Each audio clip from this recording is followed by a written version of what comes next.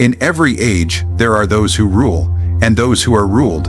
But in today's world of smiling politicians, polished CEO, and digital empires built on illusion, how does real power survive? The problem we are solving is simple. Why do some people rise and dominate, while others remain forgotten? To answer this, we return to the sharpest mind of political strategy, Niccolò Machiavelli. His words, centuries old, cut sharper than ever in the modern world. You are told to be kind, to be honest, to always play fair. But here is the truth Machiavelli whispers from the grave. Power does not belong to the virtuous. It belongs to the cunning. The illusion of morality vs. the reality of power. In every society, across every age, there exists a delicate mask, one painted with colors of virtue, morality, and righteousness. Leaders wear this mask not because it reflects who they are, but because without it, the crowd would recoil in disgust. The people crave symbols of justice. They want to believe their rulers are noble, merciful, guided by principles higher than ambition. But behind that mask, hidden in the shadows, beats the raw and unyielding heart of power. Machiavelli understood this centuries ago, in a time when princes rose and fell with the turn of a blade. He watched how rulers spoke of God and goodness by day, yet plotted betrayal and conquest by night. And he revealed a truth that unsettled his world then, and unsettles ours today. Those who cling too tightly to morality often fall victim to those willing to wield power without it. Look at the leaders who stand before us now. Presidents deliver speeches wrapped in the language of freedom. Yet behind closed doors, they authorize actions that shatter it. Corporations promise to put people first, plastering their brands with slogans of love, unity, and progress, all while slashing jobs, silencing competitors, and chasing profit at any cost. This is not hypocrisy, it is strategy. To appear virtuous is necessary. To be virtuous is optional, and yet, the masses are eager to believe. They prefer the comfort of illusion over the discomfort of reality. It is easier to worship the mask than to confront the truth of what lies beneath. But the skilled leader knows this and exploits it. They do not waste time trying to be what is pure. They only learn to look pure. Machiavelli tells us, if you must choose between being good and appearing good, always choose appearance. Why? Because the world judges by what it sees, not by what it does not. People cannot pierce your intentions, only your image. And the ruler who masters his image masters his fate. Consider the realm of politics today. Campaigns are not contests of truth, but performances of virtue. One candidate drapes themselves in compassion, another in strength, another in honesty. But these are costumes carefully stitched and rehearsed. What matters is not whether the compassion is real, but whether it is convincing. The power lies not in the deed itself, but in the perception of the deed. And here lies the paradox. Morality is the weapon of the powerless, while the illusion of morality is the weapon of the powerful. Those who lack strength cling to their principles as shields, believing the world will reward them for it. But the Machiavellian mind sees morality not as a shield, but as a tool. You wield it when it serves you, and you discard it when it endangers you. Imagine a ruler faced with a choice: to betray an ally for greater security, or to remain loyal and risk destruction. A man bound by morality chooses loyalty, and is destroyed. A man guided by power chooses betrayal, and survives. And survival, Machiavelli reminds us, is the highest law of all. But the brilliance of true mastery lies in betrayal hidden beneath the cloak of righteousness. The ruler does not simply betray. He betrays while speaking of unity. He strikes his enemy while proclaiming peace. He removes rivals while claiming to protect the people. In this way, the mask remains intact, and the crowd continues to cheer. You see, the illusion of morality is not merely a disguise. It is a weapon sharper than any sword. It wins wars without bloodshed, sways the masses without force, and silences critics without chains. For when people believe their ruler is moral, they forgive what they do not see. They excuse contradictions. They rationalize cruelty. They accept the unbearable because it is wrapped in the language of virtue. And what of those who truly try to live by morality in its purest form? Machiavelli would call them dangerous, not because they are powerful, but because they are predictable. A ruler bound by principles is easy to manipulate, easy to outmaneuver, and ultimately easy to destroy. The one who insists on being good in every circumstance will eventually fall to the one willing to be ruthless when the time demands it. This is the harsh truth. Morality is a luxury afforded to those who do not seek power, but for those who desire to rule, to command, to dominate. The reality of power has no patience for such luxuries. The wise leader must walk a narrow path, to act in ways that secure his authority, while ensuring that every act is painted in the colors of morality for the eyes of the people. This is why Machiavelli's words echo so strongly in our age. The prince of the Renaissance and the president of today are not so different. Both must conceal the fist inside the glove. Both must learn that true morality is too heavy a chain for those who wish to rise. And both must accept that in the theater of power, the audience does not care for truth. They only care for the performance. Control through perception. Power is never only about armies, wealth, or laws. Power is about belief.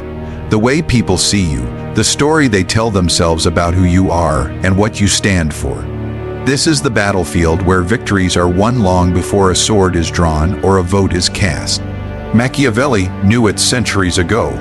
He wrote that reputation is more valuable than reality, for men judge more by the eye than by the hand. And in our world today, where every glance is filtered through screens and every story is manufactured in real time, perception has become the greatest weapon of all. Think about it. You may never sit in the halls of government or command armies, but you still live in a world ruled by perception.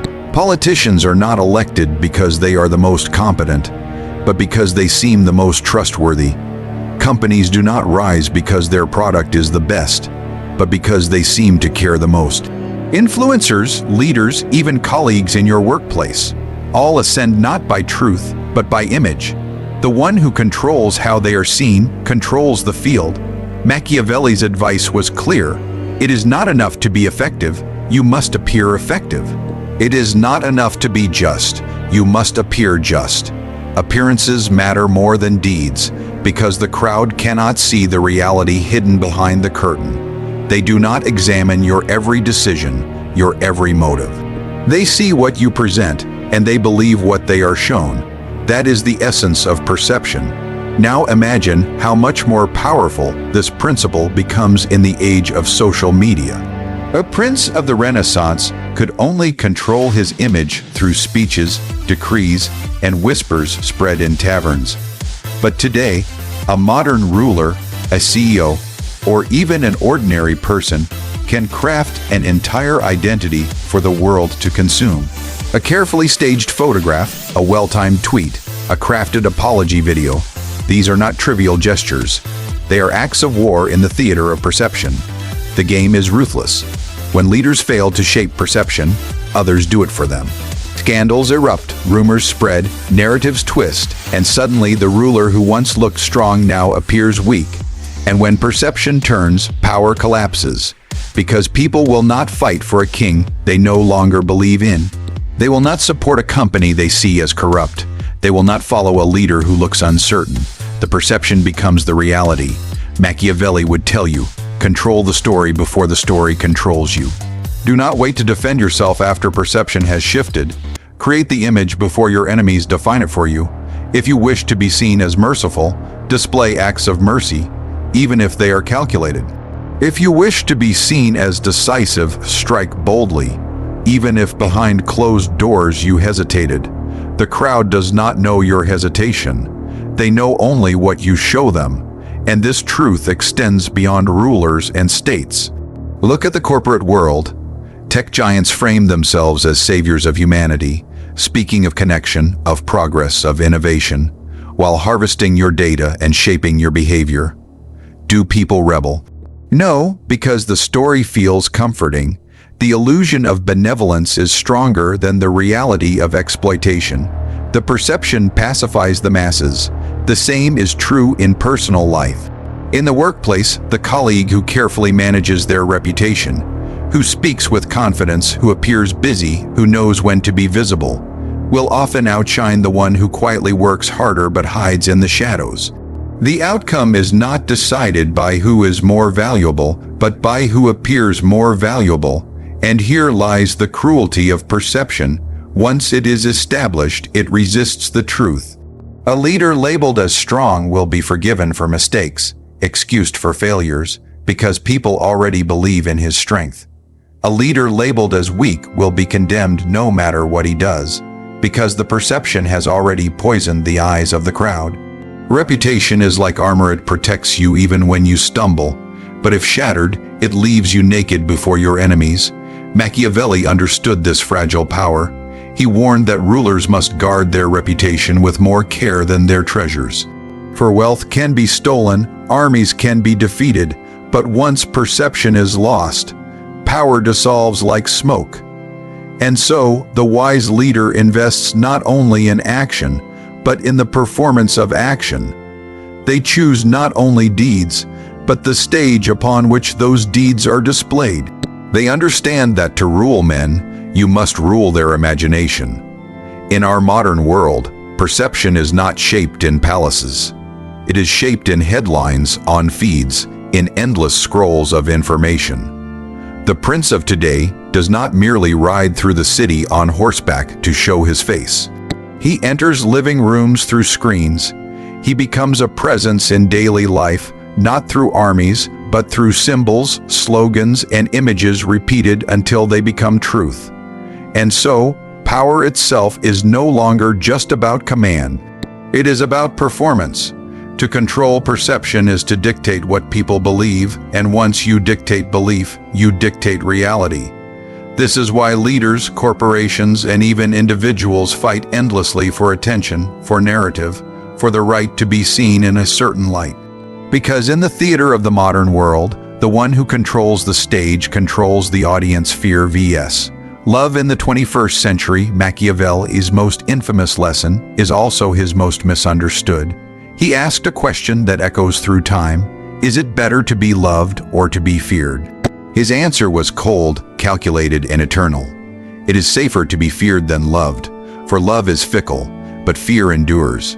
And though centuries have passed, and though we flatter ourselves that the modern world has grown kinder, this principle still governs every corner of power. But fear today wears new disguises. The world is no longer ruled by kings wielding swords in dark castles. It is ruled by governments, corporations, and institutions that craft fear in subtler ways. Fear of being left behind. Fear of losing status. Fear of chaos if the current order collapses. Fear not of the executioner's axe, but of invisibility, irrelevance, and uncertainty. Look closely at politics. Leaders speak endlessly of hope, of unity, of love for the people. Yet behind every promise lies a shadow. They remind you what will happen if you do not follow them. Vote for me or chaos will come. Support me or the other side will destroy your way of life. This is not love. It is dependence born of fear. The people are bound not by affection, but by the dread of what lies beyond their ruler's grasp. And so it is in business. Companies do not simply make products, they craft dependence. The device in your pocket is designed not only to serve you, but to make you fear life without it. Social platforms feed you affection, connection, approval, but beneath that is the unspoken threat. Lose this, and you lose relevance, lose identity, lose belonging. The modern marketplace is not built on love for brands.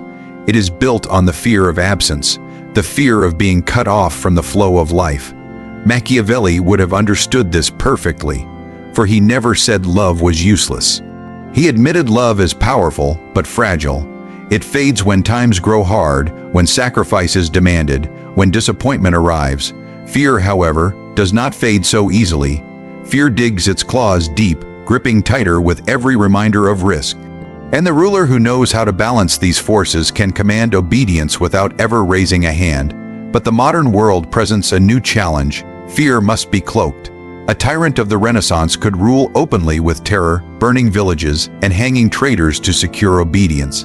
A ruler today cannot display raw cruelty without backlash, without the judgment of cameras, without the punishment of global opinion. The art has evolved. Fear is now dressed in softer clothes. It speaks the language of safety, of responsibility, of necessity. It is not declared but implied. Consider how governments maintain order. They do not say, "Obey us or we will destroy you." Instead, they say, "Obey us, for without us you will be destroyed." The emphasis shifts, but the principle remains. Fear keeps the people aligned even when love falters. In this way, fear is not abandoned, it is refined, and it is not only rulers who wield this art. Employers hold fear over their workers, the fear of losing stability, of losing the paycheck that sustains their families. Schools and institutions condition us with fear of failure, fear of falling short, fear of not measuring up. Even in personal relationships, fear often outweighs love. People remain tied not only because they love, but because they fear the emptiness of being alone. The clever leader does not rely on love to maintain loyalty. Love is a gift the people may withdraw at any time. One scandal, one disappointment, and the same crowd that once adored you will turn to stone. Fear, however, endures. Fear does not ask for constant feeding. Fear does not demand endless gifts. Fear does not betray when times grow difficult. Love may lift you up, but fear anchors you to the throne. Still, there is danger in fear if wielded without caution. Machiavelli himself warned that fear must never turn into hatred. The people may forgive cruelty if it is cloaked as necessity, but they will never forgive humiliation. A ruler who allows fear to sour into hatred digs his own grave. The art lies in balance. Enough fear to secure obedience, but enough illusion of care to prevent rebellion. It is a performance, and those who master it survive. In the 21st century, this balance is delicate. Public opinion shifts with the speed of a click. A single misstep, a single leaked image, a single poorly chosen word can transform perception overnight. Fear remains the stronger bond, but it must be hidden beneath the appearance of goodwill. Modern rulers terrify while smiling. Corporations enslave while promising empowerment. Even in personal lives, people control others not by declaring dominance, but by weaving invisible threads of fear disguised as love. And so the question lingers, as relevant now as it was in Florence centuries ago. To be loved is beautiful but unreliable. To be feared is powerful but dangerous if left unchecked. The rulers of our age have learned that the greatest mastery lies not in choosing one or the other, but in binding both together. They invite love with one hand while tightening fear with the other. They promise hope, while reminding us of the abyss that waits should we resist the enduring lessons of Machiavelli. Machiavelli is often remembered as the advisor of princes, a man who spoke only to kings, dukes, and rulers with crowns upon their heads. But the true genius of his work is that it does not belong only to the powerful. It belongs to anyone who has ever desired influence, anyone who has ever struggled for survival, anyone who has ever looked at the world and realized that to rise above, one must understand the game of power. His lessons are not locked in the palaces of Florence. They are alive in offices, boardrooms, classrooms, and homes across the modern world. Consider the working man or woman navigating their career. We are taught from childhood that hard work, honesty, and patience are enough to carry us forward. Yet, how often do we see the diligent ignored while the cunning are rewarded? How often do we see those who master perception, who know when to conceal and when to strike, ascend faster than those who cling stubbornly to the virtue of transparency? Machiavelli teaches that fortune favors not the passive but the prepared. The individual who adapts, who knows when to bend and when to break, who can present loyalty while secretly preparing their own advantage. This is the person who rises. The lessons extend into business. The entrepreneur who builds a company cannot rely solely on the purity of their product. They must understand timing, alliances, the shaping of reputation. They must be ruthless in moments where others hesitate. To delay, to hesitate out of a misguided sense of fairness, is often to hand victory to the competitor who is willing to play without hesitation. Machiavelli would remind us, Opportunities are fleeting, and fortune favors those bold enough to seize them, even if seizing means stepping over the weak. And in personal life, the lessons apply just as fiercely. How many relationships, whether romantic, professional, or social, are shaped not by truth, but by strategy? To reveal everything is to make yourself vulnerable. To trust everyone is to place your survival in the hands of strangers. The wise individual learns the art of concealment, revealing only what strengthens their position, while keeping intentions guarded. Machiavelli writes that a man who reveals his entire hand will be destroyed by the first enemy clever enough to exploit it. The same principle lives today. The one who speaks carefully, who measures words, who keeps intentions hidden until the right moment, commands an advantage over the one who is careless with truth. And there is another lesson, perhaps the most uncomfortable of all. Loyalty is never absolute. Allies today may become rivals tomorrow. In business, in politics, in friendships. Those who stand beside you often do so out of convenience, not devotion. Machiavelli warned that trust is fragile, that the bonds between men are made not of love, but of self-interest. And so, the wise individual prepares for betrayal, expecting it, guarding against it, ensuring that when allies shift their loyalties, their betrayal does not lead to ruin. This does not mean a life without loyalty, without trust, without affection. It means understanding the true foundation upon which these things rest. Affection is valuable, but not permanent. Promises are useful, but not eternal. The ruler and the individual, who relies solely on the goodwill of others, builds a fragile throne. But the one who prepares for shifts, who expects disloyalty, who remains adaptable and self-reliant, builds a foundation that endures storms. And let us return to the matter of morality. In personal life, just as in politics, virtue is admired but rarely rewarded. A worker who sacrifices endlessly for their employer may earn gratitude, but more often earns exploitation. A partner who gives everything without balance may gain affection for a time, but eventually loses respect. The Machiavellian lesson here is not to abandon morality entirely, but to wield it strategically. Appear generous, but ensure your generosity strengthens your position. Appear loyal, but never so loyal that you are blind. Appear kind, but never at the expense of your survival. Morality, when balanced with calculation, becomes not a chain, but a weapon. Machiavelli also speaks to the inevitability of conflict. Many imagine that a good life can be lived without confrontation, without enemies, without opposition. But he reminds us that conflict is the natural state of human affairs. To pretend otherwise is to live in denial. The wise individual does not seek conflict recklessly, but neither do they shy from it. They understand that to avoid all conflict is to invite weakness, and to invite weakness is to invite defeat. And perhaps the most enduring lesson is this: human nature does not change. The tools of power evolve. Where once there were swords, there are now algorithms.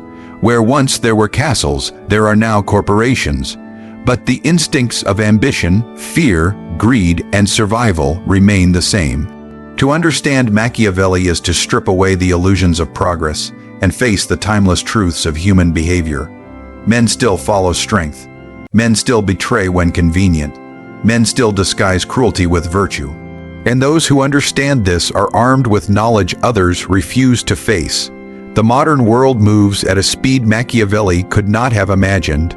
News spreads in seconds, reputations rise and fall overnight, influence travels faster than any army could march. But the principles he wrote of remain unchanged. Appearances matter more than actions. Fear binds stronger than love. Alliances shift with fortune. Morality is useful, but only when worn like a mask. Those who master these truths navigate the storm with power. Those who deny them drown in the flood of their own illusions. So, what have we uncovered? That the world does not run on goodness, but on illusion. That morality is a mask, perception is a weapon, fear is stronger than love, and alliances are as fragile as glass. These are not the rules of yesterday. They are the rules of today, and they will be the rules of tomorrow. Machiavelli's words have survived 5 centuries not because they flatter us, but because they expose us. They strip away the stories we tell ourselves about fairness, justice, and virtue, and reveal the iron laws of human nature beneath.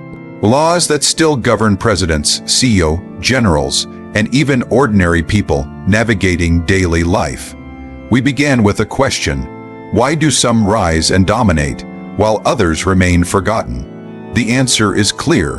Power belongs not to the good, not to the honest, but to those who understand the art of wielding it.